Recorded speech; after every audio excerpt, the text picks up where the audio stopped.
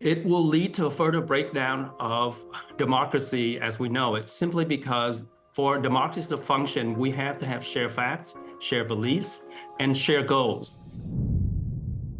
Okay, I want to know what global conspiracy theories are really gaining traction right now. Well, there's actually quite a few that's been floating around for years. So you have things like, New World Order, where supposedly there's a global governance structure that's trying to control all of the, big organizations like the UN, the World Economic Forum, the International Monetary Funds, and then some of the other ones, population control, via the World Health Organization, via vaccine program and disease control. For the last 50 years, we've been able to reduce, child mortality rates. But over the years, it has morphed into something more where people start believing that, hey, these things that are meant to help us as a people are somehow done to hurt us. And that's why you see things like, vaccine hesitancy and sometimes outright refusal. I think about, organizations like the WHO or the World Economic Forum. I mean, how do conspiracy theories affect the work they're even trying to do? When they're trying to pass, new regulations, stuff like that, it's more difficult because it's more difficult for countries that are members of these organizations to go back home and try to get buy-in from their citizens. So sometimes you will have people spending years negotiating some of these multilateral agreement, and then it takes decades afterward to get them to pass by the legislature in each of the signatory countries. So sometimes it might take years for things to go into effect because there will be a country or two that's a holdout because they are a hotbed for a lot of conspiracy theories. So there can be trickle-down effects even from global discussions into, our own legislatures or our own municipal governments. I'm wondering, if I'm sitting in Barrie, Ontario thinking, who cares if those big organizations are targeted? Like, why does it affect my life? What would you say to someone?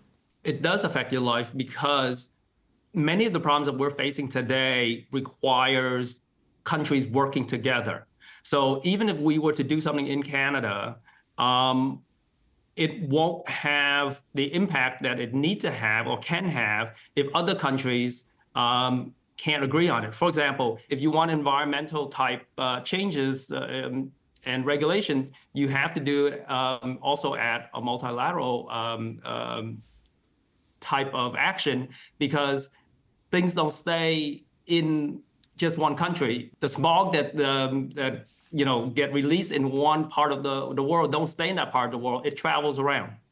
What happens if we can't get some of these conspiracy theories, into a place where we can empathetically work on the same team to fact check these things? It will lead to a further breakdown of democracy as we know it, simply because for democracy to function, we have to have shared facts, shared beliefs, and shared goals. And it's going to be more difficult going forward to have enough of the population agree on something. So as a result, we become more vulnerable to attacks from other countries that might not agree with our own agenda. And so it's quite dangerous if this continues, if we don't course correct. Other countries are seeing how they can manipulate our population. So yes, it will definitely affect us and the way we live. And also it will probably introduce, more opportunity for populists and authoritarianism to creep into our system because in times of uncertainty, people want somebody to come in and tell them what's safe, what's okay. And those tend to be populists. Philip, you study conspiracy theories. Do you believe deep down that it's possible that we can get ahead of this? There's a part of me that says it's impossible, but I can't let myself believe that simply because we have so much to lose if we let that happen. So there are things that we can do in society. We can increase things like media literacy, but media literacy alone will not change that problem.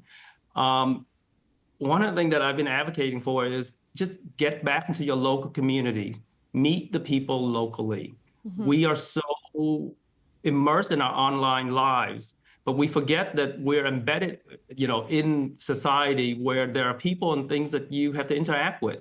Find out what, your neighbors are concerned about, your, baseball groups, your church group, and so on. Yeah, talk to your neighbors, even if you disagree. Let's get back out there and talk to each other. Philip, great to have you on the program today. No problem. All right. Thank you.